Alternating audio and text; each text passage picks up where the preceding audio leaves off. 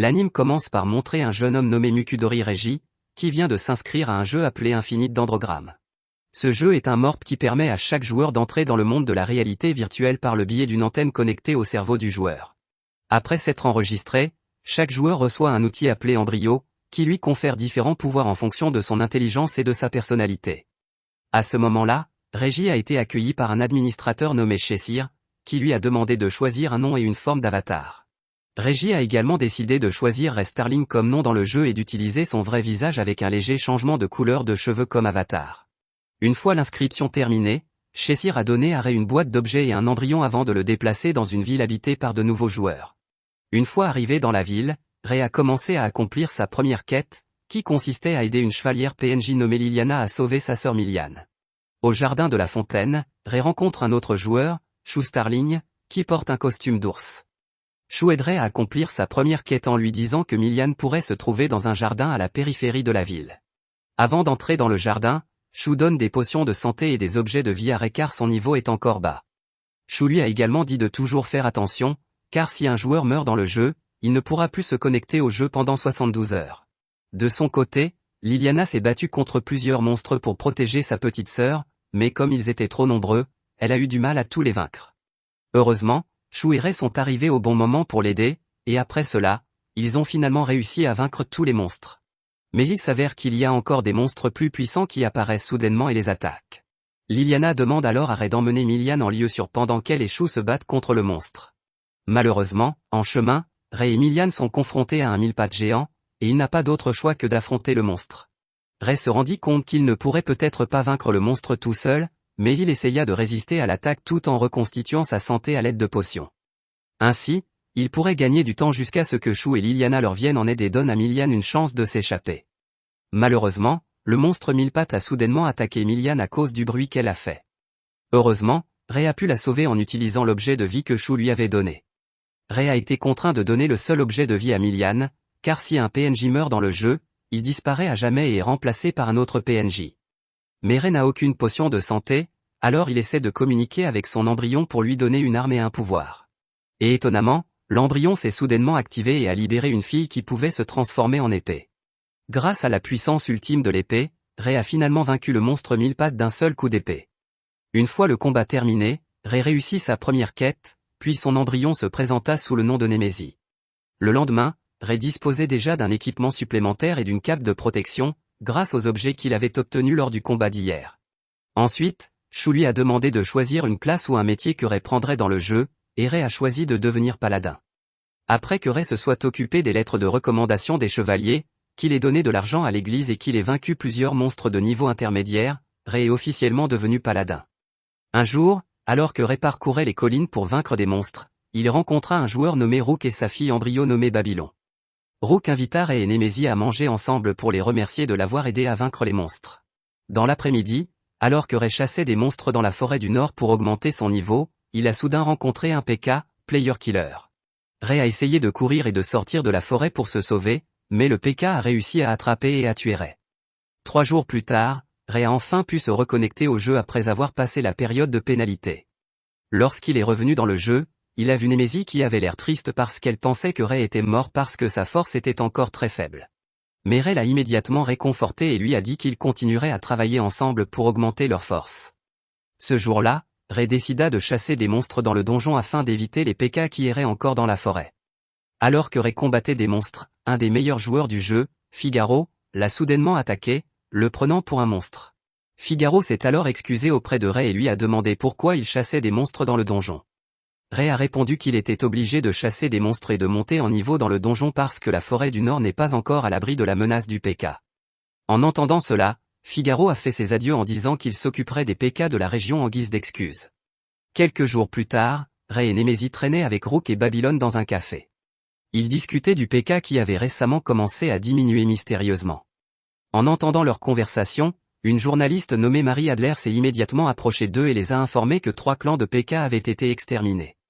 Les 3 clans PK qui contrôlaient 3 zones différentes avaient été exterminés par un joueur de haut niveau nommé Figaro dans le sud, un chef de clan lunaire nommé Fuzu dans l'est, et un joueur de haut niveau nommé Lele. Depuis la fin de la terreur de PK, les joueurs avaient enfin de nouvelles quêtes à accomplir.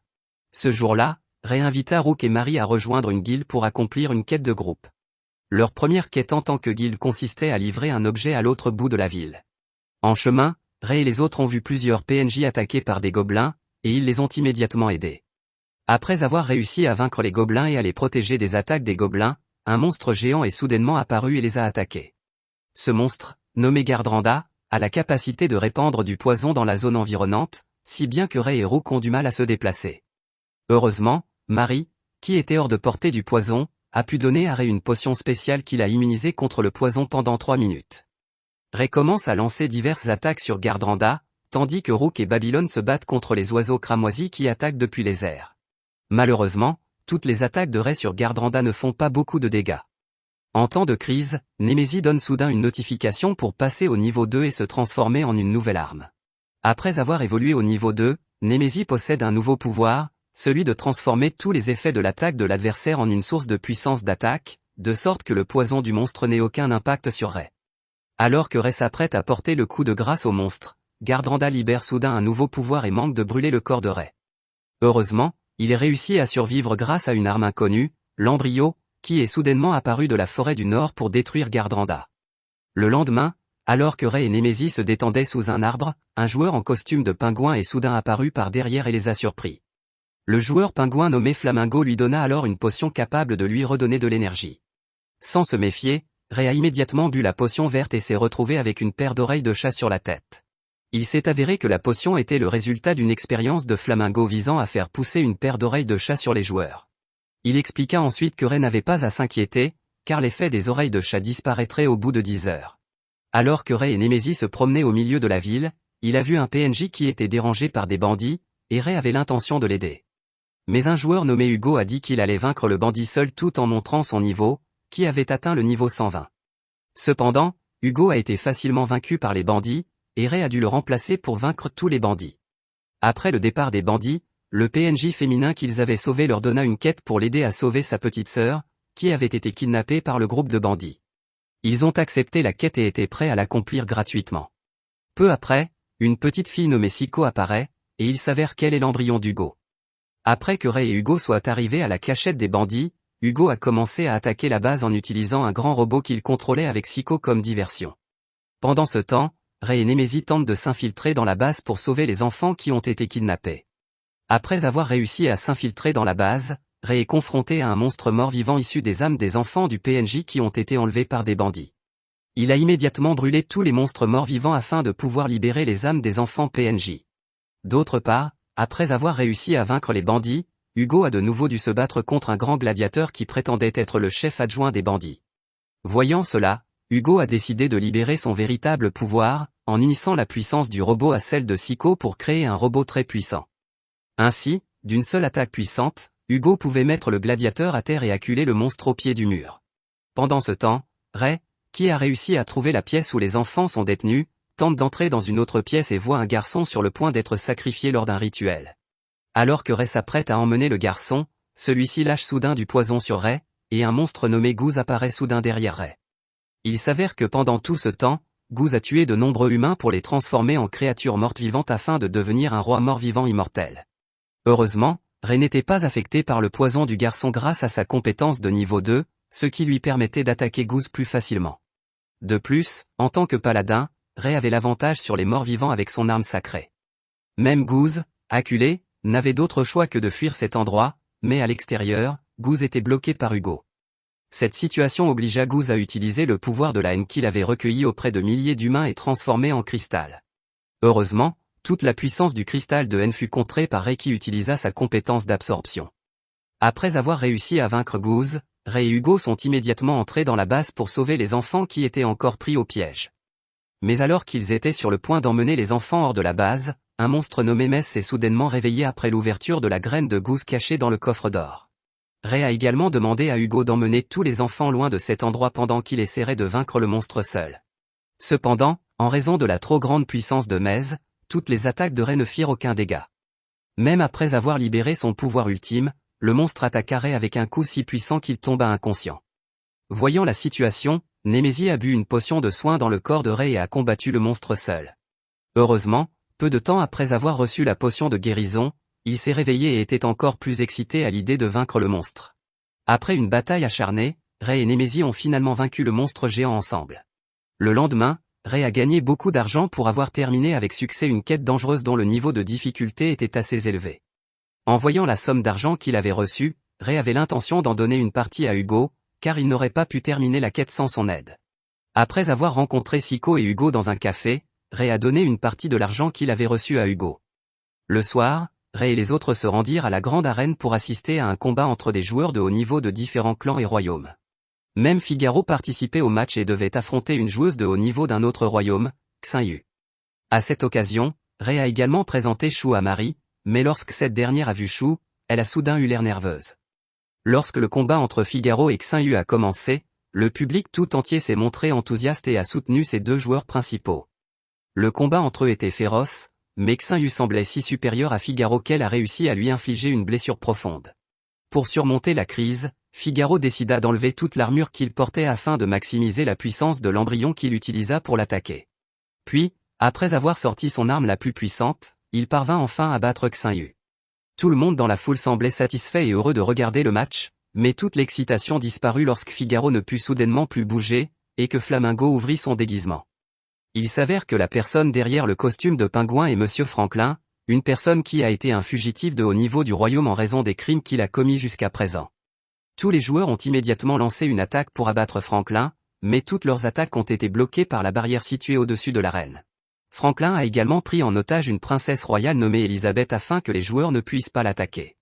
Après cela, Franklin a créé une barrière spéciale qui peut enfermer tous les joueurs vétérans dans l'arène, tandis que les joueurs de niveau inférieur à 50 peuvent passer à travers la barrière. De plus, il a également recruté plusieurs joueurs de haut niveau qui avaient l'intention de quitter le royaume pour en faire ses troupes, qui bloqueront l'extérieur de l'arène.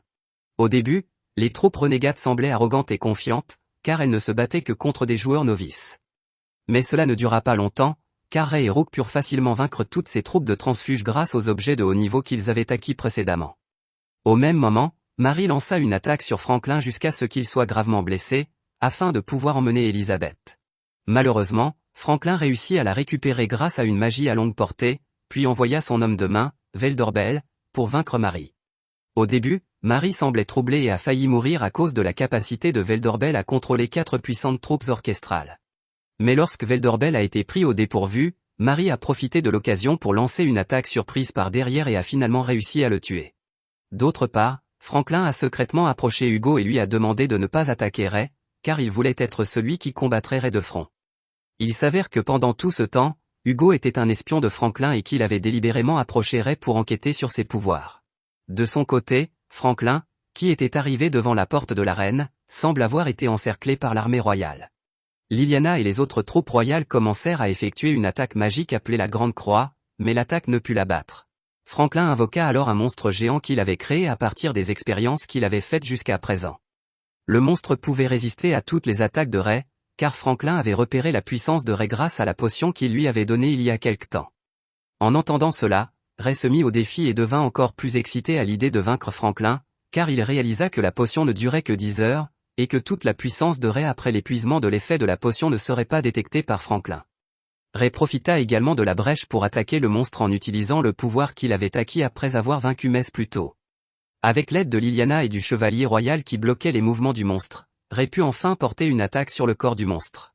Avant que le monstre ne puisse se régénérer, Ray s'était déjà approché du monstre et avait lancé une attaque de feu qu'il avait reçue du monstre Gardranda.